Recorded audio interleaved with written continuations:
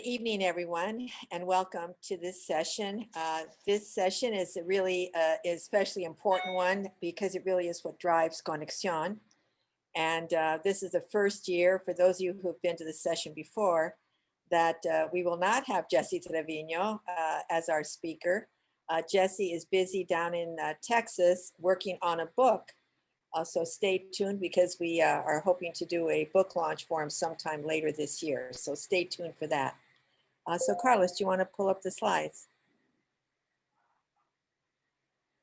Okay, next slide.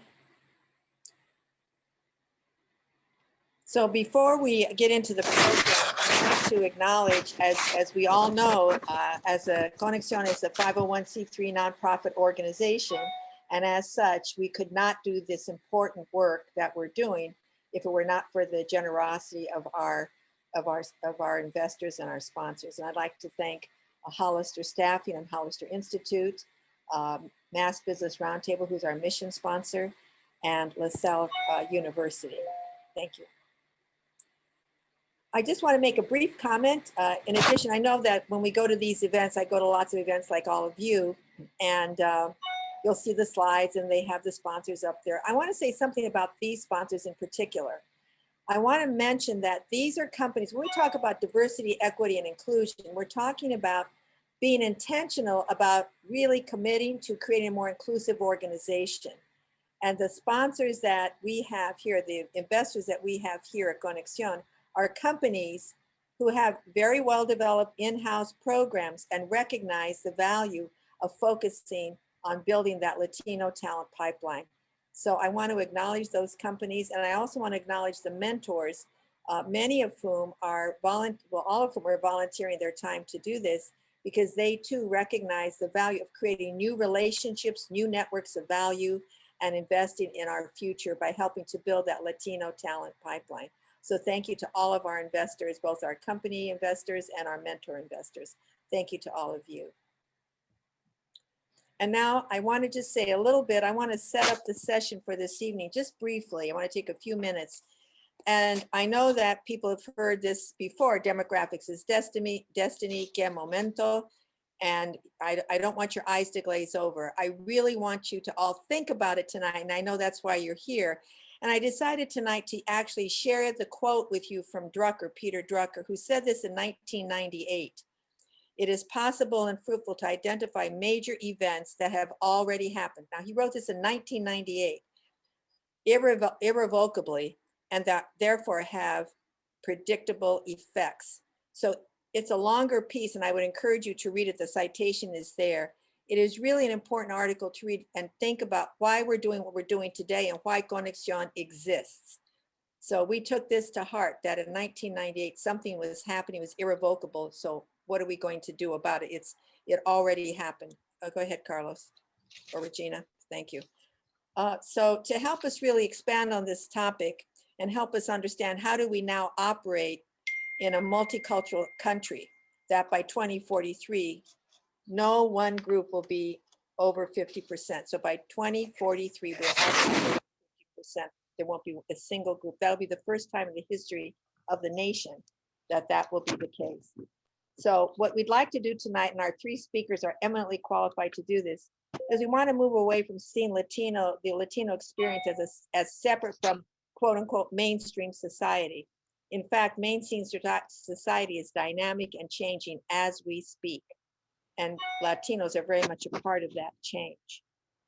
So what makes that important to all of you, I would submit, is it relates to everything: national defense, elder care, healthcare, workforce, R&D, innovation, national defense, everything. It all comes down to who's in the workforce.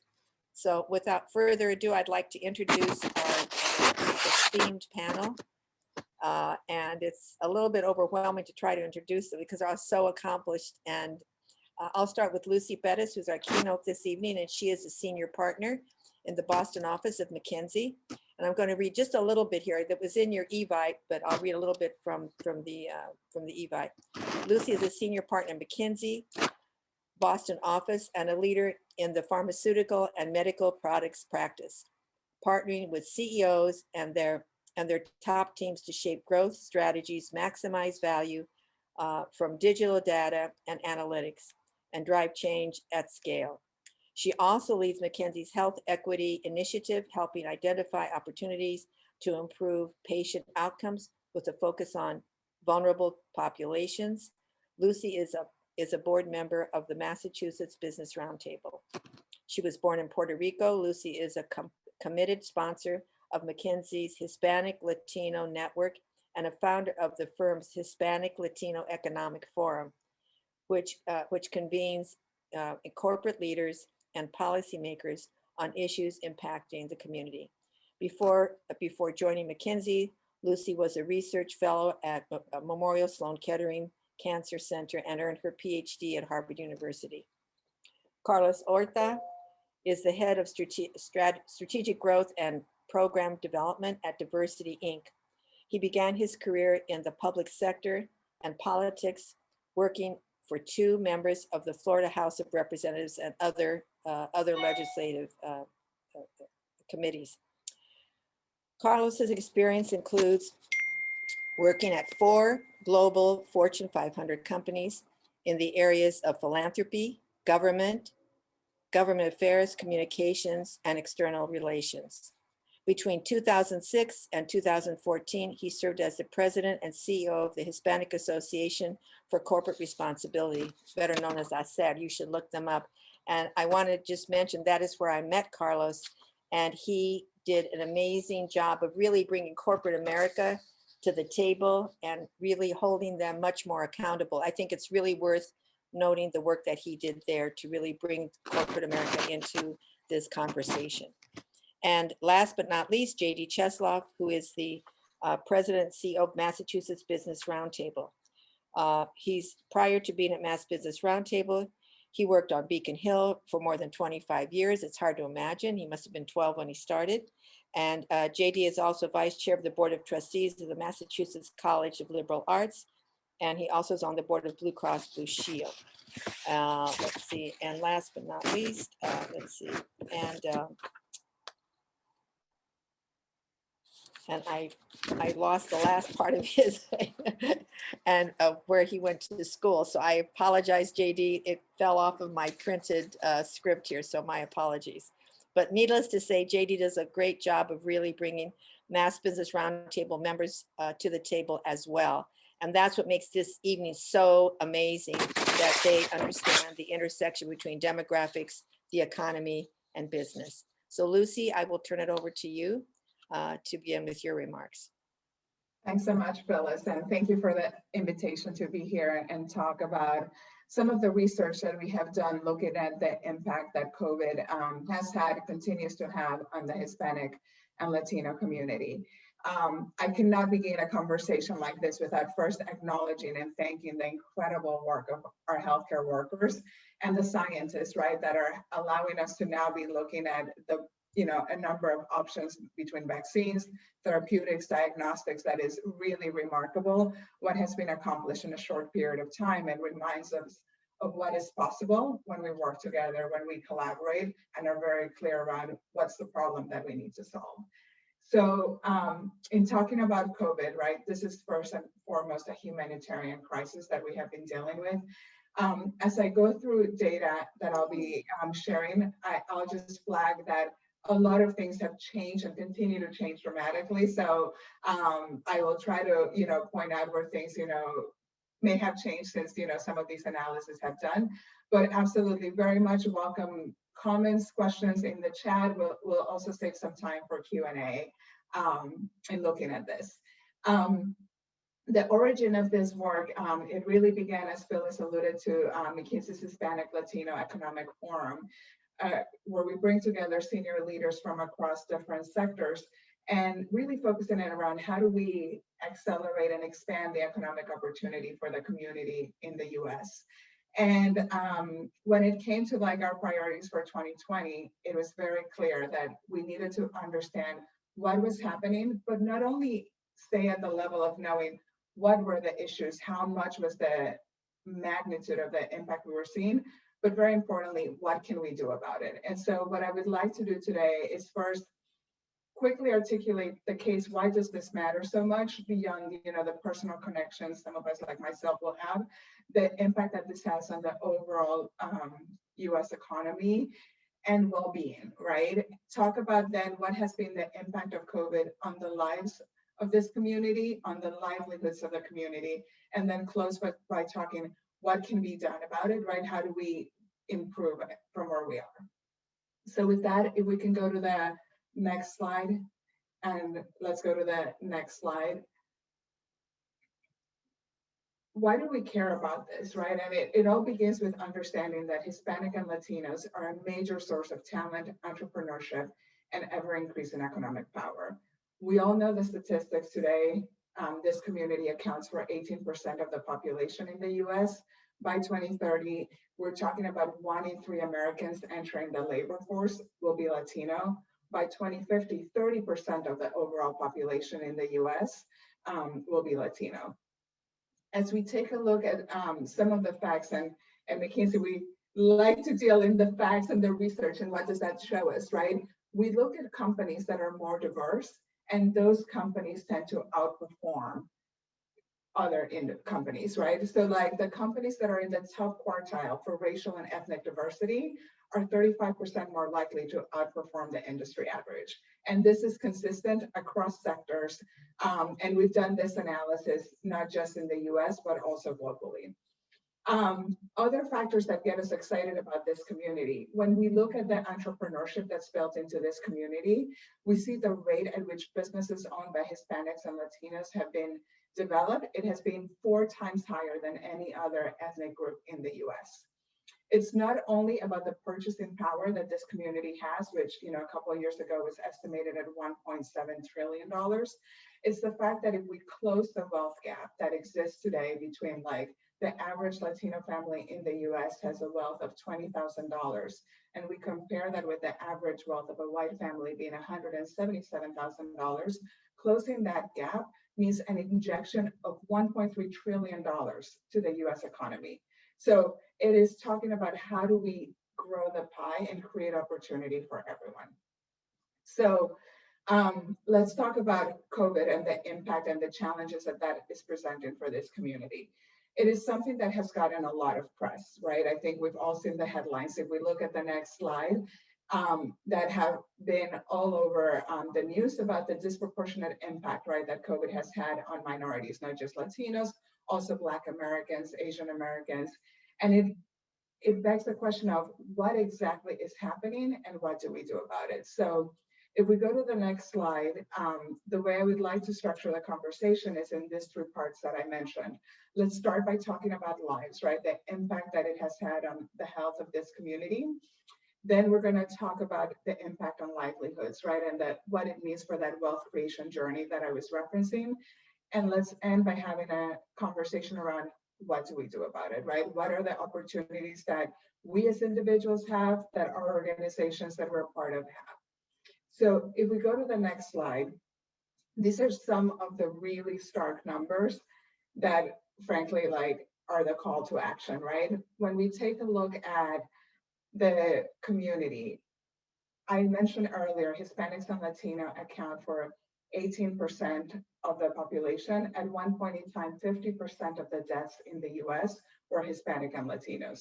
When we look at what the impact has been across states, we see that in more than 90% of US states, Hispanics and Latinos were the group with the highest share of COVID-19 cases. And we also see that impact on the number of people tested positive was 50% higher than what you would have expected for the size of the community. If we go to the next slide, what you see here is that what are some of the reasons that lead us to believe that this is happening? And it is a combination of looking at the work and living conditions that increase the risk of infection. Well, on one hand, this is a population that is on average younger than other groups. The households in which they live tend to be much larger in size and are that much more likely, twice as much, to be multi-generational. One of the things that we learned early on from China was the transmission that was happening that much more likely in the family clusters. And so that, is what we see here as well, that larger household with multi-generational family members. If we go to the next slide and we look at the work arrangements, right? The other piece that's really important to note is that this is a community that's overrepresented in essential jobs. And this makes it that much more at risk to contract the virus. What you see here is looking at those essential jobs that are lowest wage and the relative share of Hispanics and Latino in these jobs. What it, if you compute all the numbers, what it basically shows is that today, 65% of employed Hispanic and Latino workers are in 9 of the 10 lowest wage jobs that are deemed essential. At a time when this is happening, right, the other part that is happening is we look at what are the business sectors that are most impacted by the pandemic: construction, retail, hospitality, and we see that 50% of Hispanic-owned businesses are in these sectors. That said, one of the factors that surprises as we were looking at the data is this piece that is on the right of this page. Looking at the increase in remittances that was happening during this time, that at a time of so much economic hardship, we were still seeing that continued commitment to family and that increase in remittances. If we go to the next slide, we go back and take a look at what are other factors that are leading to those worse outcomes that we're seeing. It's not just the working arrangements, it's not just the living arrangements, but it's also the fact that Hispanics and Latinos are more likely to have health conditions that increase that vulnerability. And so when you compute it all up, right, we see a 25% increase for Hispanics and Latino in having comorbidities such as asthma, cardiovascular disease, diabetes, hypertension, very importantly, obesity, that leads to the worst outcomes for COVID patients. And so when you couple this with, on the next slide, this, pre-existing comorbidities and a more challenging access to care, that explains some of those worst outcomes that we're seeing for this community. On one hand is the lower access to testing that can be a result of being uninsured. This is a group that, for those under 65, about a quarter of the population is uninsured. And because of the precariousness of some of the jobs, right, that we were talking about before, they may have had a higher chance of losing their health insurance since the onset of this crisis.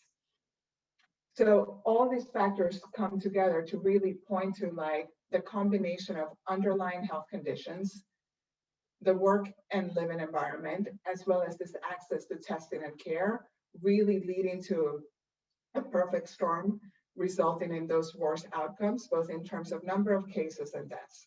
If we pivot to looking at livelihoods, right, and we take a look at the wealth creation journey, one of the first pieces of data we wanted to understand is how much of this could we have anticipated, right? Like how much could have been predicted? And when you look at the data at a granular level, and what we did here was take a look at the counties all over the US and understand what were the factors that we can assume are going to create that worse environment that leads to those worse outcomes. So you see those here on the bottom left of this page, right? Those comorbidities rates, the poverty rate, population density, housing issues, number of hospital beds. And those where you see more of those indicators correlate very strongly with the worst outcomes.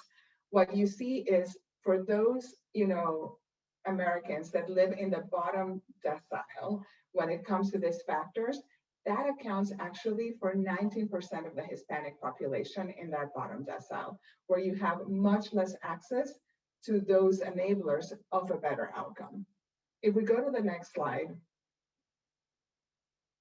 what does this translate when we're looking at the livelihoods, right? And we like to look at it as all aspects of the wealth building journey. It begins by understanding what's the community context in which you are and the family wealth that may have been inherited. It's the family income that is being generated, right? And then it's the third part of this is the family savings and support. And when you look at this, right, we already talked in the prior slide about how this community, their businesses are overrepresented in the hardest hit sectors and in areas with less access to services. We have seen more disruption in education and employment, right? And less ability to access the financial tools. So all this together increases the risk of economic disruption for this community by twice as much as what you would see for the average American. If we peel the onion a little more, and we see on this next slide, we tap again, we talked already about how the businesses are more concentrated in those hardest hit industries. The next one is we see the work, the employment, right, being much more vulnerable for this group. And then the third factor is the financial risk, right? When we look at the savings that exist, for example, in these businesses, the average Hispanic and Latino owned business only has savings to cover 2 more months of operations. And seeing the big disruption that we're all familiar with, you know, whether it be in the retail sector, in the hospitality sector, the food industry, right? That has made it really quite challenging. For example, one of the statistics that I like making a reference to paint the picture, right? In the first rounds of PPP, like 80% of Hispanic and Latino owned businesses did not have access to PPP. So we bring all these facts together. It is a big problem, right? It's not just about health. It's not just about livelihoods. We need to take care of both. So what do we do about it? So let's go to this last section. And what do we see as the critical things that we need to get right? So 3 focus areas around how to safeguard this community and accelerate recovery. First and foremost is increasing the access to care, right? We need healthy colleagues who are like able to support others and, you know, be contributors of our economy. So increasing access to care first and foremost. Second, safeguarding the workers and their families, thinking about what additional support is required. And this is all the way from thinking about those workers that need additional support from a housing perspective, all the way to, as we've been talking about a lot more recently, the mental health support that is increasingly needed in this environment. And the third piece, right? How do we increase liquidity for business and individuals so that they can continue to grow? And so the good news is, if we go to the next slide, is there's been a lot of different efforts that have been taken at all levels, right? And the question for us is like, to which of these can we each contribute, and how can we accelerate and do more as it relates to how more funding is being directed towards enhancing that access to care, thinking about the production and delivery, for example, of equipment to support and provide a safe working environment for these workers, to this piece around increasing liquidity and how do we make more funding available? How do we upscale workers, right? To be able to be better able to respond to the challenges that exist today. So what I would like to close on the next slide is, it's not just what the government can do. It's not just what our, you know, employers and organizations can do, but there's also a lot of opportunity on what each of us can do. And so whether we're wearing the hat of being a board member and thinking about what are, for example, the questions that we should be asking around how we operate, how do we involve diverse suppliers, and think about the policies that we're putting in place to support our workers and those most affected by COVID, to what we can do in as organizational leaders, right?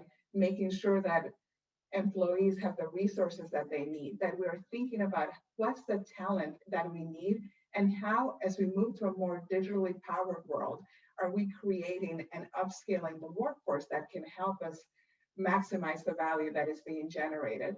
To each of us as individuals, what are the things that we can do, be it like supporting the restaurant that's around the corner, contributing to a nonprofit or a local organization that is dedicated to this, and raising awareness of the needs and opportunities that are facing our community. So I hope this gives you a good sense of what are the numbers, like what's the impact that we have seen, what are some things that we can do, and I very much welcome any reflections or questions from the group. Thank you for having me.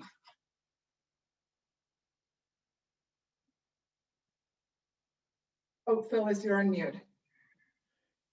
I have a question. Go ahead, Ruben. Thank you. Thank you very much for your enlightening comments. One thing that kept coming back to is, and you more or less summarized it in the last page, in your last slide, we can do our share, and so do community leaders. But it reminds me of what I hear a lot about the environmental movement, right? We all can do our share, communities do their own share, but at the end of the day, there has to be a comprehensive top-down strategy for things to actually fall together and make sense. And I feel like in the case of demographics and social movements, like what we're talking about, it's pretty much the same thing. We can all do our share, but at the end of the day, we need a grand strategy at the end of the day, top down, that is going to enable and support the continuation of those pieces to contribute to the whole. What do you think is needed or is lacking, or maybe it's already there, but it's not activated in terms of political movement or intervention on the part of the government? It is at the end of the day essential for that to be there. I think of what happened the last 4 years, right? There was an enabler at the top that enabled all these malign influences to come and undo the progress we had done. The reverse is also true, right? We need a benefactor at the top to enable us to do good, and for that good to not be lost in the darkness. Any thoughts on that, or what do you think? Am I missing something? I mean, thank you for the question first, because I do think this is not a simple problem, right? If it were a simple problem, it would have been solved years ago, decades ago, we could argue, right? But indeed, I think one of the challenges that we face in general is that this is a problem that also cannot be solved by a single party, right? It is so fragmented, right? When we think about, there's issues of healthcare and who are all the stakeholders in the healthcare ecosystem, right? On the economy. And so I would agree that we need to have a vision, right? But it's not only having the vision, it's that ability to bring people together and connect and understand what are the strengths that each party brings and how things are driven. I can speak from my own experience in healthcare, right? Like, what we find is so oftentimes the best outcomes are really achieved at a local level because of that deep understanding of the community and recognizing that one size doesn't fit all. We need the macro picture, right? We need the enablers in place, but it's also about understanding the nuances. And so I think, with this work, what we're trying to do is help bring some of the facts, right? Understand what are those differences, how diverse we are within a country, but recognizing what are some of those common elements we can rally behind around priorities, because without those, very hard to make progress. Mm-hmm. So, well, thank you, Lucy. Ruben, thank you for your comment. And I'd like to give Carlos and JD a chance to either piggyback on Ruben Calderon's question, or if you have a different question. Carlos? Sure. So thank you, Phyllis. Thank you, everyone, for having us tonight. Had a lot of fun doing the pre-planning. It would be phenomenal, right, if we as a brand, we were a company. If you think about the Hispanic community as a company, we would have a CEO, and then we would have a chief marketing officer. And that chief marketing officer, she would set the strategy for how this brand would operate. That's in the ideal world, the way it would work. We're not set up that way. And so that's why I think it takes all of us every day to get in the fight and continue to remind folks that we are already the largest minority in this country. And as Phyllis said, in 2040, 43 or 45, we'll be 30% of this country. What that means is not only in population, but in consumer. We're going to be the largest consumer outside of Anglos or whites, because they'll remain at, I believe, 47 and 48%. Yeah. But in terms of Hispanics, Asians, and African Americans and other communities, we're going to be the largest. We're going to have 30% of the buying power. Companies won't be able. You can't ignore 30% of your market share. And so you got to think of it from that perspective. It's not just the people, but it's the buying power. Everybody buys something, and so most companies will get it before then. The ones that don't probably won't be around. Thank you, Carlos. JD? Thanks, Phyllis. Actually, before I address that, I just wanted to say hello to to Marielba, who's my mentee. Hi. For those of you who don't, I am a mentor in Conexión. If Rosa is on, hi Rosa. If Evelyn is on, hi Evelyn. So just in thinking a little bit about Ruben's question, you know, as I was looking at, listening to Lucy's presentation and looking at some of that data, you know, that stuff doesn't happen overnight, right? I mean, what we're really getting at, I think, Ruben, is years and years of structures and systems in place that have led us to where we are, right? So if I think about the broader goal that you're talking about, it's how do we dismantle those structures and systems, right? And to Lucy's point, I think there are roles that major institutions can play in that, right? As I think about government as an institution, business as an institution. But how do we all collectively operate within our frame that we're in and work toward that goal of dismantling those structures and systems? I mean, that's the way I look at it, right? So I think about what can business do, because my day job is working for the Business Roundtable. And, you know, as Lucy mentioned, there's a business imperative, obviously, right? In terms of businesses are simply more successful when they're diverse. There's another thing that goes on that I found, which is, as you think about recruiting and retaining talent, there's been a movement over the last 5 to 10 years, I would say, that I've seen, where you've had this generation of young workers coming into the workplace and demanding things of their employers. And they're demanding that they act differently, whether it be on the environment, socially, but they're also demanding a diverse workplace. And so as companies are thinking about how to be competitive to their competitor across the street, it's a business imperative to have a diverse workforce to recruit and retain that talent. So I don't know, I think about it in terms of, Ruben, I think you laid out a really, really big challenge. And I think what Lucy did was say, okay, here's what all of us can do to start to address it. Hi, everyone. My name is Tula, and I think a lot about, I mean, you guys brought up a lot of great and interesting topics and touch points, and we're talking about businesses, but a lot of Hispanics work in restaurants. And I mean, I was Googling real quickly, where do restaurants fit into the, you know, Massachusetts Business Roundtable? Who is directing owners to kind of think about, you know, if people are sick, let them have sick days? How do we think about, you know, their healthcare? Restaurants have the most diverse, you know, populations working in them, between hostess and waiters and bartenders and back bar. I mean, you want to get some diversity, go work in a restaurant, and you will really, really get a sense of that. And that's the people that I worry about the most, are those people, because they don't have any backup. They have no one that if things are closed, they're at home. What else are they going to do? So I would love to hear your thoughts on what is Massachusetts doing? You know, what are we doing to think about those people? Yeah, I mean, I can start quickly, because to be honest with you, it's a great question. Restaurants are not, particularly small restaurants, are not members of the Business Roundtable, so I don't have that perspective. I will say a couple of things, though, that may be relevant. One is that the past year, the pandemic has completely changed the employer-employee relationship in terms of how employers are thinking about supporting their employees. And, you know, in terms of, it was interesting, at the beginning of the pandemic, what I heard a lot about was the way that we're going to support our employees is by providing more flexible work time, right?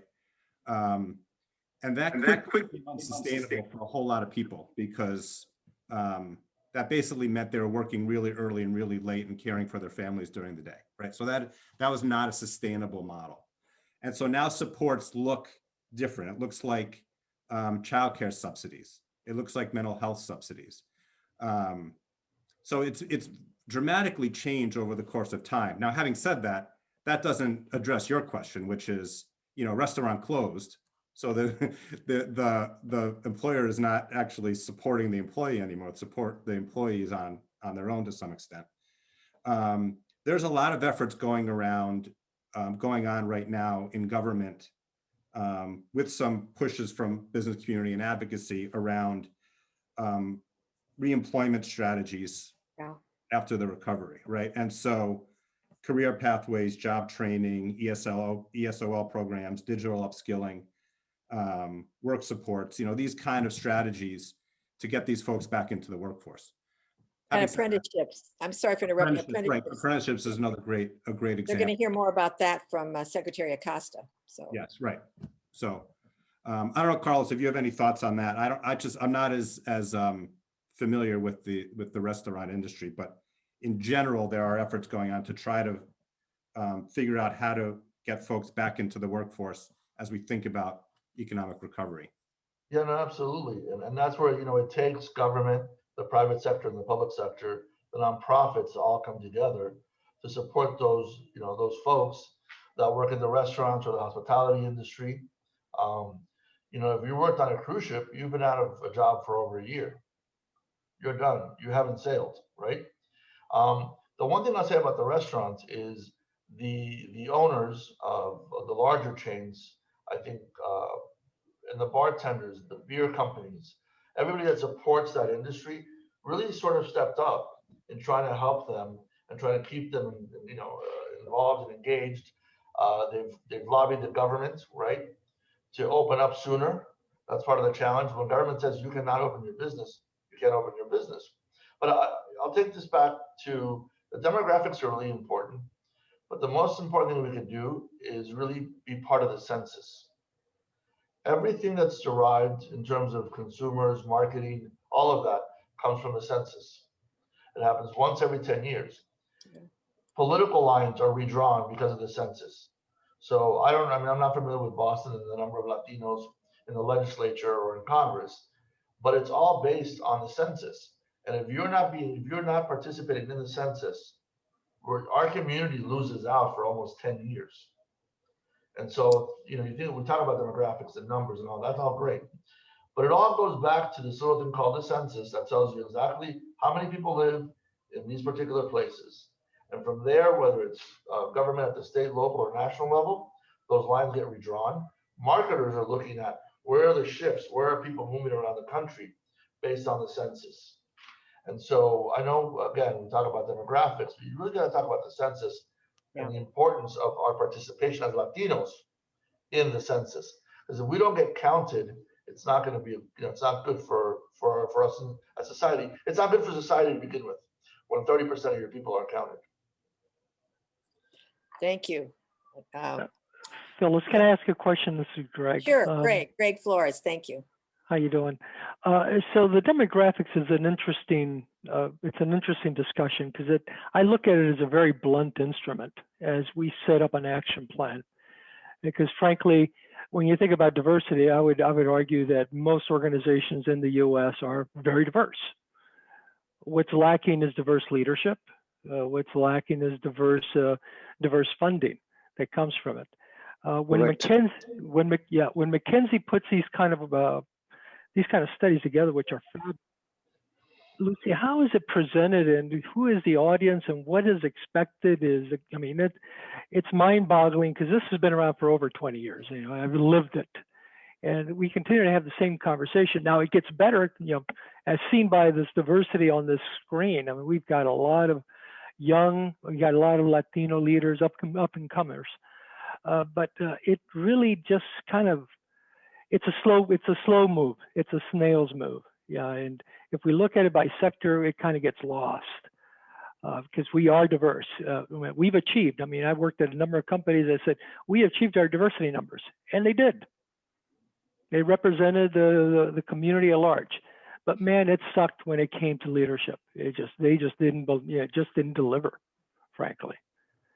So Lucy, the challenge is, the research companies like yourselves, how do you guys play into this? Greg, thank you for the question. And it is fascinating because we take a look at this data, right, in terms of understanding diversity and where it is. And what's interesting is in the last few years where you've seen the biggest improvement is actually at the leadership levels, right? And why? Because frankly, in a way, it's easier, right? We're talking about small number of people, right? And what we find is it's the middle, right? Where we call it the broken rung, right? And so the question becomes like, it's one thing to get people in, but how do you create the opportunities, right, to help them advance, to be upskilled, to have opportunities to keep growing within the organization? And so that's the bigger challenge that we keep seeing, right? And it comes, some of it comes from the top, and right, that commitment, right, that understanding, as I would argue, about that business case for diversity, and setting it as a business goal, the same way you set growth targets, right, around what revenue improvement you want to see, right, what kind of productivity gains. Those organizations that commit, set a target, and measure are the ones that typically end up doing better. And they think about this not just as diversity, but it's like the inclusion and the equity, right? You want to get people in, but you want to make sure that once they're in, those diverse colleagues really feel a part of that community, right? When we do this research, for example, focused on women in the workplace, right? And what we find is that, the numbers have improved some, right? Now, unfortunately, because of COVID, we're probably going to wipe out all the gains in the last few years with, basically like up to 200,000 women exiting the workforce, right, in the last couple of months. That is disheartening, right? Because that makes it all that much more challenging, right? It's like, how do we grow and create really diverse environments? So again, I think it starts from like setting a goal around it, holding organizations accountable to that, thinking about how we role model, create enough sponsorship, right? And opportunity creation, the upskilling that's required. And with that upskilling comes making sure that we're hiring people with, for the right skills, not focusing so much on titles, for example, that, and degrees as we had in the past, right? I think, Carlos, I'll probably turn it over to you because I know this is a topic, right, that It's a big near mind and shift. dear to your heart. Mm-hmm. Carlos actually said it very nicely earlier when he said, if we were an organization, we call it Latino Inc., I mean, it would be very different. And obviously we're pretty separate, even by our own design. We have a hard time coming together. Yeah. So beginning to put an effort in that. Yeah, the other thing I think you need to think about is, although we've been here since 1492, right, when we discovered America, the reality is the U.S. government didn't start counting Latinos or Hispanics until I believe it was the 1980s. It was in 1980 that that's the first time that the Department of Education looks at Latino educational attainment. Okay, so 1980. In the 40s, 50s, and 60s, if you were looking at that census, it could have said one time Mexican, next time Hispanic, the next time other or white or whatever. So it really wasn't until I think, was it 70? 1970. It was on the longer form. Yeah. Yeah, where it became Hispanic, and now you're like, oh, okay, that's who I am. I'm going to check that box. And at that point, we were, I believe, 5% of the population, again, under that category. The people that have, again, we did it when I was at CESAR, we did a quick research. I hired a Latina PhD because people kept asking me the question, why don't we have more Latinos in corporate America or CEOs or at the C-suite level? And we did and I'll tell you what the research showed, that the people who have benefited the most from the civil rights movement and the equal rights and the employment and EEOC have been white women. If you think about it, it's been white women. And if you think about it, now it's kind of funny, but it's the reality. But it's true. It's true. But it's true. There are, by the way, benefit is probably a generous term. If you look at the Fortune 500 companies, 420 something or 430 are run by white males. You have, you have 50 plus now women are actually running these companies. It's sad, but today you have only 2 African-American women running a Fortune 500 company. You have no Latina. There's not a single Latina that I know of that is running a Fortune 100 company, Fortune 500 today. There was one a few years ago. She retired. She ran Jack in the Box. Linda Martinez Lang. And you have now today, I think, 4 or 5 Latino male CEOs of Fortune 500. So think about who's benefited the most. It's, you know, it's interesting. Yeah, it's relative term, and yes, we have our work cut out for us. So we're getting close to the end. We have a couple of more. We have one nice surprise coming in a few minutes. So just, I'd like to give JD or Carlos any last comments, and then we'll let Lucy have the final word before we move on to our little surprise. So, gentlemen. Yeah, I just a quick comment. You know, thinking about your question, Greg. You know, as a white male who runs an organization which historically has been predominantly white and male because it's a C-suite large company membership organization. I personally, and we as an organization, have been on a mission over the last few years to change that and get out of our lane, right? Which is why the work that Conexión does is so important, not only organizationally but to me personally, frankly. Thank you. And I was charged with figuring out a diversity, equity, and inclusion strategy for the organization, and felt completely ill-equipped to do that, to be honest with you. And so I went out and I talked to a lot of people in the roundtable, folks like Phyllis and others. And two themes emerged. One was what Lucy talked about, which was inclusion really is just as important as diversity, and getting folks around a table is not valuable unless you're really hearing them and including them in the work.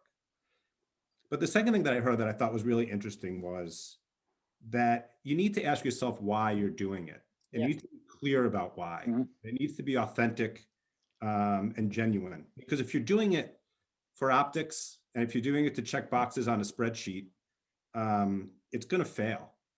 And what that comes down to is leadership from the top, which is what folks have talked about, right? And I see that some folks here on the call from Eastern Bank, and Bob Rivers, who's the CEO, is the chair of my board. So I've seen it in action at Eastern Bank and here. But I think that question around why you're doing it and the intentionality around that is really important, because if it's the wrong reasons, it'll fail. And then you start to get into really culture change in an organization. Yeah, that's a great point, JD, because a lot of folks hide under diversity and inclusion initiatives as being good for business in terms of bottom line, bottom dollar. And well, that's important. It's also very good socially. I mean, it's the right thing to do. And we sometimes lose the message because we're afraid as proponents or activists to put it out there to say, you know what, this is good for society. This is just good for America. And we end up having to dress it up as if you don't do this, you're going to lose a market share. Well, yeah, that's kind of interesting, but that's not really why you're doing this. Yeah, we really begin losing focus when we get done. It's too easy to say, you know what, we really don't play in that space, and that's silly. Okay? Yep. Well, I'm going for both. Finish, can I? So we're running out of time, so I want to just give Carlos Horta a chance to comment, and Lucy. And I'm glad to see that you guys we're getting some good reactions from you guys. So we can always come back in maybe another month or so and follow up. Carlos Horta, do you want to just? Thanks, Phyllis. I'm having trouble with the video, so I apologize. Listen, I don't care why somebody gets diversity and inclusion. It doesn't matter to me. As long as they get it, they get it. If they want to be helpful, bring them on board. You're very lucky to have JD there. We cannot be successful as a community without white guys and white women being sponsors to us. Yeah. Giving us those opportunities, because they run government, they run the public sector, the private sector, the nonprofit sector. We're underrepresented in every sector. And the people who are running it, we need to work with them. And so I love white guys. They're very great. You're very lucky to have JD there. You should have 100 JDs around the country, and we'd be much further off. So I'm sorry about my video went off. So many Zoom meetings today. Let's all hug a white guy. Yeah. So I just want to remind everybody, we're built on the idea of social capital, and Putnam's work says that these are called bridging social networks. So connecting with people that are from a different background and so on and so forth. So we're true to the concept of social capital, and JD is partnering with Mass Business Roundtable. So third year partnering with Mass Business Roundtable because of his willingness to step out of his lane and form new relationships. So thank you, JD. Lucy, and then we're going to move on to a nice little surprise. Lucy, you're next to wrap up your segment. Yes, no, I just want to say thank you for the dialogue. This is indeed what we need to be doing, right? Like, I think most of the facts they share probably didn't surprise anyone and there was nothing new, but it's like turning from the fact to action, right? It's always about, so what do we do about it, and thinking about it at all levels, not escaping our own responsibility or the calling on others. I think ultimately it's about making sure we all understand the national benefit that there is in getting this right, not just for Latinos, but for the US as a whole, right? That to me is like the critical part of the story. But thanks again, Phyllis, for having us here. It's a great group to engage with. Well, I'm very excited because JD and I were meeting the other day to talk about some things we want to do this year together. And I just feel, JD, that there's some possibilities, some continuation of this conversation. One of our mentors, who is 20 years in the private sector, and he submitted a question the other day, and he said, when are we going to go from talk to do? And he's been in corporate America. He's very successful. I don't know if he's on the call today. I hope he is. But I think that's what we're talking about here. And I'm glad to see such a diverse audience to engage in the conversation. So stay tuned. Maybe JD and I can come up with one of those future sessions that we can continue the conversation with this great audience. So we're almost to the end of our time. We're going to wrap up at 7. We have 8 minutes. And I'm now going to turn to Greg Flores, who's going to share with us a very special birthday of someone that I don't know how many of you know who he is, but Greg, I'm going to turn it over to you. And I'll let Greg Flores is one of our mentors, a friend, and a board member. I need to acknowledge that as well. He's been on our board twice now. He joined the board again. He's now down in San Antonio, Texas. So Greg, we're going to show the slide, please. Thank you. Great. So listen, we're all celebrating Feliz cumpleaños a CESAR CHAVEZ. He would have been 99 or 94 years old today. Wow. Today is his birthday. Okay. You know, this guy, you think about the movement and all we've said and how far we've come. That's right. We have come far. You know, and it's, you know, obviously we can get frustrated at times and say, geez, why haven't we come along further? Well, it's people like, or individuals like CESAR CHAVEZ who has moved this movement for many years. And, you know, I wanted to talk a little bit about the guy, you know, because, you know, he was very instrumental in a number of walkouts, a number of boycotts, a number of strikes, and he did it all in a very nonviolent way. He took his lessons from Mahatma Gandhi.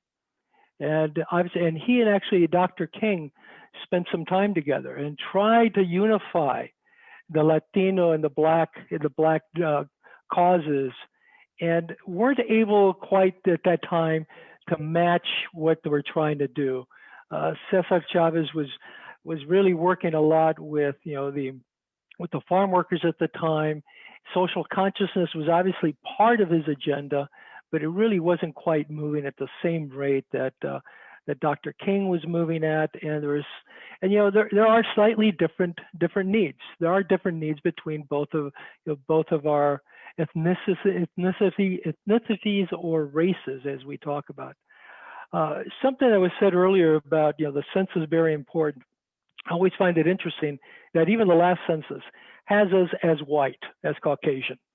And the number of people who do not respond because they don't see, and Latinos who don't see themselves as white, obviously from the ethnicity side, they have an opportunity to designate as such.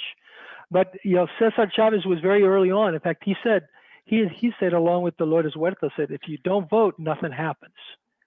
If you don't vote, nothing happens. If you don't work, if you don't get into the census, nothing happens at all as well. He was born in 1927 and he died in 93. He was 66 years old. He died in his sleep, fellas. And most doctors thought that he died in his sleep because he had done so many hunger strikes that it had weakened his body to the point where, frankly, he had a heart attack, probably had a heart attack. Can you go to the next slide? So, you know, si se puede. That was the fight. That was the fight back then. Actually, it started out si podemos. And then it changed slightly when Dolores Huerta actually came up with the term "si se puede," because it became much more inclusive to say "si se puede." Now, there's a guy, I don't know. Yeah, Regina. Regina, can you put that line? You see that circle guy there? That guy, you see where it's moving around? That guy with the brown beret on and the long hair and glasses. Well, Looks like Che Guevara. that's me. Oh, that's Greg. That's me. That's me in 1971 in San Antonio, south side of San Antonio. We were making some movements. There were some real housing problems at the time. Now, why do I put that out there? Well, as Dolores Huerta said, every moment is an organizing opportunity. Every person a potential activist. Every minute a chance to change the world. And while, and as a matter of fact, at that time I worked for a grocery company named HEB in the San Antonio area. And we were in the middle of the grape and lettuce boycotts. And I worked in produce and I refused. I said, I can't put this stuff up. It goes against what I'm trying to do. And to the companies, they were sensitive to me. I was a little weird. I was 18, 19 years old. And I said, you know what? Why don't you go work in the meat department? Just get out of the way, get out of produce. So they kept me employed, which is a good thing because actually I paid for my college later on in life. But I thought that would be interesting to see. Phyllis asked me, says, Greg, do you still have that old picture of you as a brown beret? I said, yeah, I do. And there it is. Next slide. No, that was it. We just had Okay, so there's some great stuff that goes out. So I just wanted to bring it up, and we should never lose sight of the progress that we've made. And for the folks that frankly, we all the old saying that we all stand on the shoulders of giants, and we do. So, Greg, it's not an exaggeration to say that Cesar Chavez was the Nelson Mandela of the Chicano labor movement. It is not an exaggeration because Chicanoism at that time was seen as something lower class. In fact, my father, we immigrated from Mexico, and my father would rail when he heard me use the term Chicano for myself as a Chicano. He gets so angry with me about it. And he finally, it was years later, he finally realized what we were trying to do, which was, when we lift all. When you're able to lift one, you lift more. And he finally got it, that this isn't an individual battle. This is a battle. I call it a battle because we are continuing we always strive for better, for not just for yourself, but for others. So thank you, Phyllis, for giving us that opportunity to celebrate this man. So one Happy more birthday, thing. Cesar. So happy birthday, Cesar. And Regina, can we go back to the first slide with Cesar's picture? I just want to read that last quote. Very good. Great. Read the last quote on the first slide. Great. Yeah, let me get that. So first slide. So you look at that last quote, it summarizes it all. Yeah. Preservation of one's own culture does not require contempt or disrespect for other cultures. And I love that. I think both of those quotes, hers and his, says it all. And it really is a lot about what Conexión is what we're about. Really, we want to respect other cultures, but certainly we want to respect our own. So thank you, Greg. Thank you all for joining us this evening. I want to ask the mentees, early career and mid-career, to stay in the room. But I want to thank you all for joining us. And I can guarantee that between JD and I and some of the other folks on this call, I think we'll be able to arrange some type of a continuation of this type of a conversation, because I think it's important. And there's a lot of really great leaders now. And as Greg pointed out, a lot of up and coming young Latino leaders. So to be continued, and thank you all so very much for joining us. And if the mentees would just stay in the room. So as you're doing your chat, I want to introduce the chair of our board, Evelyn Barahona. And she's going to give some just closing remarks. And Evelyn. Hi, good evening, everyone. Thank you so much for attending this wonderful event. And thank you to the speakers, our partners, our mentors, and our mentees. I think this topic is more important than it has ever been for those that have been following what's been going on with COVID-19, specifically around Massachusetts. The idea that a lot of our gateway cities were left behind on the vaccination speaks volumes to what it means to be counted and the formula and the foundational flaw in this formula that's translated to the underfunding of these communities when they need it the most. And so when you think of demographics, I ask for each of you to think of yourselves not so much as consumers, because that's how we're viewed externally as of value, but you should look at it in terms of how can these numbers translate to uplift communities like the undocumented and those that are most vulnerable, to advocate for them. And oftentimes when people think of advocacy, they often look at it from the lens of a political landscape where you're a politician, when in reality, you guys all work in corporations, organizations, and you actually have a very privileged and empowered position to use your voice and platform in various forms. And one of the things I would love for you guys to think about is that advocacy is not just, a campaign. It's literally investing with your wallet and purse. And that means purchasing and buying, from Latino entrepreneurs who, by the way, have been slammed because of COVID-19 and have sunk, completely. And thinking very intentionally that the way you show up is not just so much about your leadership, although that's very important. It's about utilizing it as an empowered platform of how you're going to uplift those that don't have a voice. And more importantly, like, how are you going to show up in terms of the political spectrum, regardless of your, party, because it's all about issue bases. And if you've been paying attention, Latinos in general have been under attack for the last 10, 12 years, both in media, the storyline. We're all Mexican and we're all at the border. And I think that if you don't get that, you need to wake up. So I'm not going to preach, but I do think that people need to start thinking from the prism of, I'm Latino, I'm in this leadership program, that being uplifted in this leadership pipeline means more than just a position. It also means utilizing your position for good, because if you don't do that, you're going to always hear this narrative of Latinos that are untrue, being told by people that don't represent you and that aren't you. And then one of the ways I look and I ask for the community to support our community at large is by supporting the very nonprofits that uplift the community. So in this case, it's Conexión. So for you, the Conexión may be a leadership program. For others, it's a lifeline. For others, it's been when they've been taken out from a career position because of the politics and identity politics that happen, that for those who've been in corporate America become very real as you go up the ladder. Conexión and Phyllis and team have become a connector and a bridge to sort of like massage those moments of disappointment. And I know for me personally, I've gone through, that level of, political turmoil. And if it wasn't for Phyllis and Conexión and the community, I would feel very isolated. So when you think about Conexión and what you're learning, I hope that you're also would consider putting your dollars and investing in its programs, because if we don't invest in ourselves, who else will? So just think of it, if you could do $25, $50, $1,000, $5,000, if you can't do neither, ask your corporation to support Conexión. If you need help in doing that, reach out to Phyllis and team and we'll give you talking points. But I think that if we don't start investing in ourselves, do not expect others to save you. Thank you. Thank you, Evelyn, and thank you all. Good food for thought, and I appreciate the support. And thank you very much. We have a lot of work to do, but we're also very excited about the progress we've made so far and will continue to make. And again, I hope you had a chance while Evelyn was talking to fill out the chat and give us some feedback.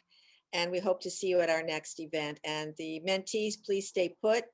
And our guests, thank you again for joining us. And have a great evening and the rest of the week.